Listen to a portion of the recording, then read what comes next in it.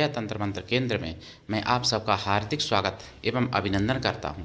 मेरे प्रिय भाई बहनों, मैं आपको आज एक ऐसी कहानी लाया हूं जो आपको सुनने से बहुत कुछ सीखने को मिलेगा। और यदि ऐसा आपने समझ लिया इसका रहस्य, तो आपको साधना, किसी भी प्रकार की देवी देवताओं की सिद्धि में साधना मिलेगी। और नहीं समझ पाए तो 100 करोड़ जन्मों में भी साधना में सफलता मिलना संभव नहीं है, जिसके लिए आपको हमारा वीडियो अंत तक देखना पड़ेगा।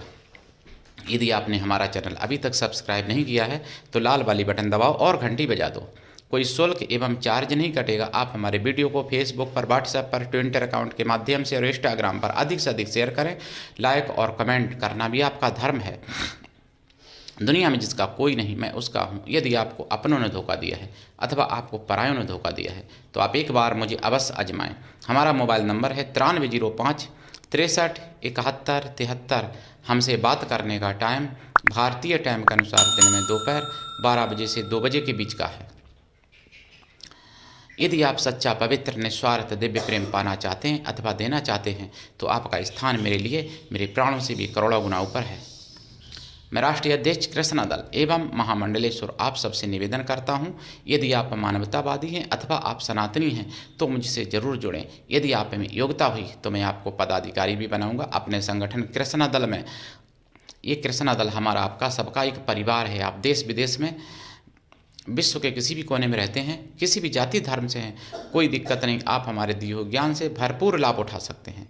मेरे प्रिय भाई बहनों, मैं आपको बताऊं कि अपने चैनल के माध्यम से सभी प्रकार का ज्ञान आप तक पहुंचाने की कोशिश करता हूं, चाहे वो आयुर्वेदिक हो, ज्योतिष शास्त्र से संबंधित हो, या तंत्र मंत्र, या फिर राष्ट्रवादी खबरें जो बिकाऊ मीडिया कभी नहीं बताती है, या फिर कोई और ज्ञान।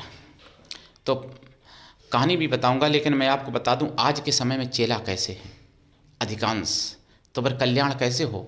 कहते हैं, अभी एक मेरे पास व्यक्ति आए थे, आज कह रहे थे कि मैंने 7 गुरु बदल लिए, लेकिन कुछ समझ में नहीं आया। भैया पार करेगा तो एक ही करेगा, नहीं तो 1000 बना लो, नहीं पार कर पाएंगे। पहली बात, गुरु ऐसा होना चाहिए शिष्य कुछ भी ना ले। शिष्य ऐसा होना चाहिए गुरु को सब कुछ ले, सब कुछ गुरु को दे अपना। शिष्य ऐसा होना चाहिए अपने प्राण तक देने को तैयार रहे, गुरु के लिए पूर्ण समर्पित रहे। और गुरु भी ऐसा हो शिष्य से कुछ भी ना ले। दूसरी बात, आज के समय में गुरु सोचता है कि मैं सब ले लूँगा और चेला सोचते मैं कुछ भी नहीं दूंगा, तो दोनों नरक में जाते हैं। और आजकल आलसी चेला हो गए, जबकि लोभी गुरु आलसी चेला कभी कल्याण नहीं कर पाता है। चेला आलसी कैसे कैसे हो गए मैं आपको कहानी के माध्यम से बताऊंगा, लेकिन उससे पहले मैं बताऊंगा आपको, जो तमिलनाडु में स्कंद भगवान की पहाड़ी है उसको सिकंदर पहाड़ी बनाने की कोशिश कर रहे हैं ये जिहादी, और जिसमें मुस्लिम लीग का एक सांसद भी है।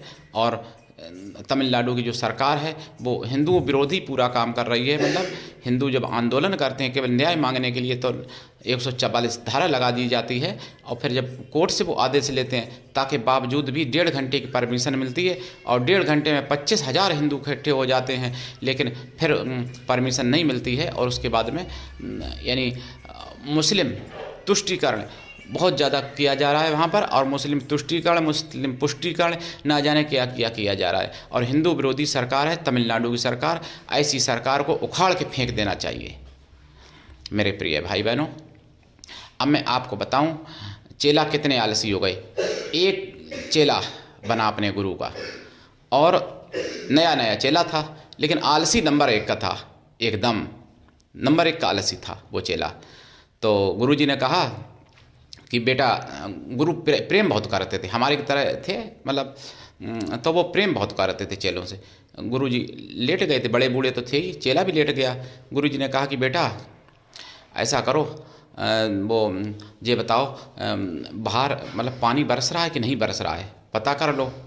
तो चेला कहता है, अरे गुरुजी, आपके पास से अभी बिल्ली बाहर से ही तो भाग के आई है, इस पर हाथ लगा के देख लो, अगर भीगी होगी तो समझ लेना पानी बरस रहा है, और सूखी होगी तो समझ लेना पानी नहीं बरस रहा है। इसमें हमसे पूछने की क्या बात गुरुजी। गुरुजी ने सोचा, अरे अजीब चेला है ये तो, हम बिल्ली पे हाथ लगा के देखें तब पता चलेगा पानी बरस रहा है कि नहीं बाहर। कोई बात नहीं। गुरुजी ने कुछ नहीं कहा, प्रेम बहुत करते थे चेलों को। थोड़ी देर बाद गुरुजी को लगा कि मेरा तेल फालतू में जल जाएगा। जैसे जब लोग पहले लेटते थे तो दीपक अपना बुझा देते थे, मतलब दीपक जलाया करते थे, लाइट बल्ब नहीं हुआ करते थे पहले। आज भी कई जंगलों में ऐसी बहुत सी जगह हैं जहाँ बल्ब नहीं है और दीपक जला के काम करते हैं वो लोग अपना। तो कहा कि बेटा दीपक बुझा दो। तो कहा अरे गुरुजी आप मुंह ढांक के लेट जाओ, आंख बंद करके, समझ लेना दीपक बुझ गया है। तो ऐसे चेला आलसी हैं। तो भैया गुरुजी ने कहा कि अरे ये तो बहुत गजब का लड़का है। तो फिर कोई बात नहीं, गुरुजी भाई अपना मतलब लेटे रहे। अब बड़े बूढ़े थे, नहीं उठा गया। सुबह हुआ, नहाए धोए, तो गुरुजी ने कहा कि बेटा फला दुकान से प्रसाद ला दो। तो चेला बोला अरे गुरुजी आप बड़े बूढ़े हो, थोड़ा टहलना भी हो जाएगा, और वैसे भी आपके हाथ पैर काम नहीं करते हैं तो थोड़ा टहलोगे, हाथ पाँव में जान आ जाएगी थोड़ा, और प्रसाद भी ले आओगे, दोनों काम आपके हो जाएंगे। ले आओ दुकान से गुरुजी। अरे गुरुजी आपके हाथ पाँव में ताकत आ जाएगी। तो गुरुजी चले गए प्रसाद लेने, प्रसाद ले भी आए। प्रसाद ले आए भैया, नहाए धोए गुरुजी पे कपड़ा धुले नहीं जा रहे थे। तो सोचा कि गुरुजी बोले कि बेटा कपड़ा नहीं धुल पा रहे आज।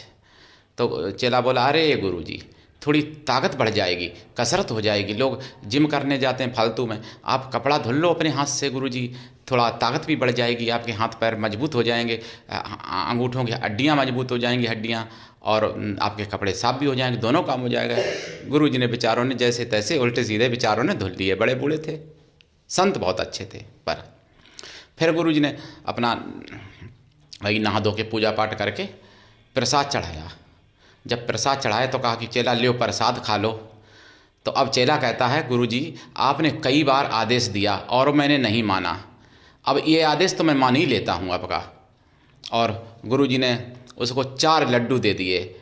बोला कि गुरुजी अब तो ये आदेश तो मुझे मानना ही पड़ेगा आपका, इतने निकम्मा तो हम नहीं हो सकते, ये तो मुझे आपकी आज्ञा माननी पड़ेगी। और चारों गटक गया लड्डू।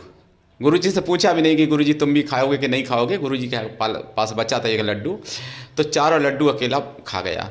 तो ऐसे ऐसे चेला पड़े हैं मेरे भाई दुनिया में। तो बताइए सिद्धियाँ कैसे मिलेंगी? या तो फिर सिद्धियाँ ही प्राप्त कर लो और या फिर यही सब। तो ऐसे चेलों की कमी नहीं है मेरे भाई बहनों दुनिया में। हालांकि मेरा चेला तो ऐसा कोई नहीं है, लेकिन दुनिया में ऐसे चेला बहुत हैं। तो प्रिय भाई बहनों, ये इस कहानी से आपको समझो क्या शिक्षा मिलती है। और आपसे मेरा निवेदन है आप ज्वाइनिंग बटन दबा लो, मेंबरशिप ले लो, इसमें आलस ना करो। आप लोग तो मेरे कोई चेला आलसी नहीं है, मेरे सभी अच्छे लोग हैं, मेरे सब्सक्राइबर सभी भाई बहन जो भी हैं सब बहुत अच्छे हैं। तो कृपा करके मेंबरशिप ले लो ज्वाइनिंग बटन दबा के, और सुपर थैंक्स किया करो। और मैं चैनल पे और भी बहुत सी जानकारियाँ दूंगा। अब फागुन का महीना आने वाला है तो थोड़ी कुछ हंसने वाली भी ऐसी बातें डालूंगा ताकि आप लोग हंसो भी भाई, और ऐसे चेलों से बचे रहना भाई, आलसी चेलों से, नहीं तो तुम्हारा कल्याण कर देंगे। ठीक है, आज के लिए इतना ही। धन्यवाद। जय श्री राम, जय माता की, हर हर महादेव, वंदे मातरम, जय सनातन, जय हिंदू राष्ट्र।